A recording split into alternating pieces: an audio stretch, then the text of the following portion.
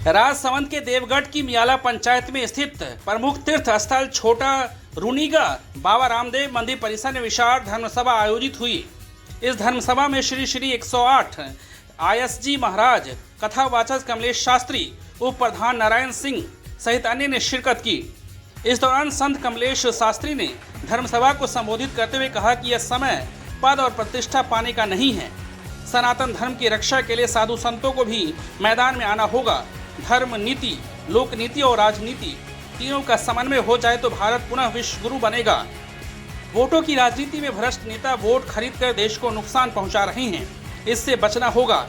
राष्ट्र विरोधियों ने हिंदू समाज को जातियों में इतना बांट दिया है कि हम एक साथ बैठ भी नहीं पा रहे हैं। उन्होंने कहा कि इस धर्म सभा एवं महाप्रसादी के आयोजनकर्ताओं को मैं धन्यवाद देता हूं कि ऐसी परिस्थितियों में हिंदू समाज की एकता के लिए उन्होंने महाप्रसादी का आयोजन किया और जब तक हिंदू समाज में संगत और पंगत साथ चलती रहेगी तब तक हिंदू समाज का कोई बाल बांका नहीं कर सकता है।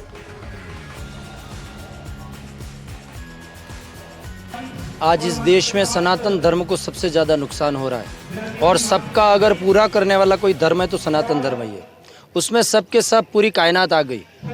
आज इस सारे विश्व को अगर किसी ने पैगाम दिया है कि सारा विश्व हमारा परिवार है तो वो केवल सनातन धर्म है। और आज उस सनातन धर्म को अगर कतिपय कुछ वामपंथी विचारधारा ये कहती है कि सनातन धर्म को नष्ट कर देना चाहिए, तो उस विचारधारा को सबसे पहले नष्ट करने की ज़रूरत है जो सनातन धर्म को नष्ट करने की बात कर रहे हैं। उस व्यक्ति की विचारधारा को समूल नष्ट करना चाहिए जो सनातन धर्म के बारे में ऐसा कतिपय बोले। और दूसरी बात, अगर तुम इस ऐसा नीचे उतर कर अगर तुम सनातन धर्म की अवहेलना करके अगर तुम सत्ता में आना चाहते हो तो इस देश के लोग तुम्हें बताएंगे, बहुत अच्छे से बताएंगे कि सत्ता क्या है, सत्य क्या है और सनातन क्या है। इसलिए थोड़ा सा धैर्यता रखें, गंभीरता रखें।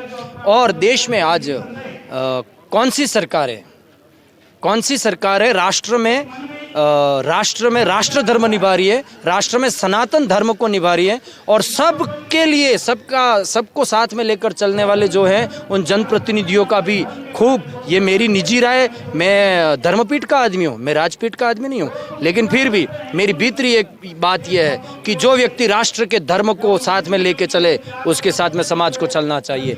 अन्यथा फिर हमारा पूरा समाज गलत दिशा में जाएगा, क्योंकि सालों से हम बहुत मार खाते आए हैं और अब ज़्यादा और मार न खाएं। इसलिए जगें और समाज को जगाएं, नहीं तो समझ लेना कि अंत बहुत जल्दी आएगा और सनातन के लिए बहुत बड़ा खतरा हो सकता है। एक छोटा सा कुछ प्रश्न है, कुछ तथाकथित सनातन धर्म का विरोध करते हैं, उनको किस तरीके से अपनी भाषा में समाज समझाएगी उनको जो लोग समाज को जातिवाद के नाम पर बांट कर ही सत्ता में आए वो और करेंगे भी क्या। जो लोग सनातन को बांटना ही जिनका स्वभाव है कि उनको पता है कि दो भाइयों में झगड़ा करेंगे तो हम दो भाइयों के बीच में राज कर पाएंगे, वैसे इस देश में समाजों को बांटकर जो सत्ता में आना चाह रहे हैं उनसे सतर्क रहे समाज, और उनको सतर्क रहे। और ये अब समय आया है सतर्क रहे।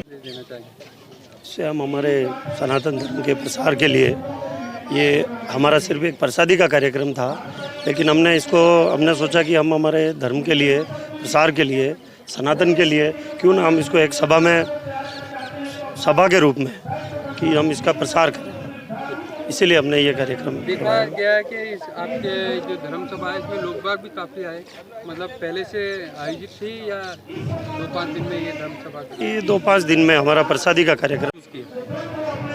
धर्म सभा में आए से ये महसूस किया है कि यहाँ जो ये एरिया है वो काफ़ी सुस्त था, सोता हुआ था, और इस धर्म सभा से काफ़ी जगह है और आगे भी इनका जो इस धर्म सभा से काफ़ी प्रभाव पड़ेगा और धर्म के नियम से काफ़ी लोग चलेंगे। इस बार से ये सभा बहुत महत्वपूर्ण है।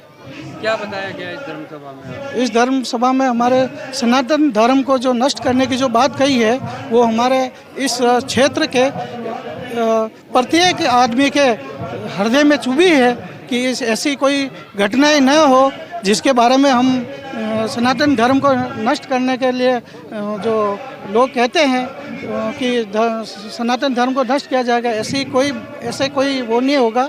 और सभी लोग यहाँ जागरूक, इस सभा से प्रेरणा भी मिली है और जागरूक भी रहेंगे और आगे भी जागरूकता लेके आएंगे।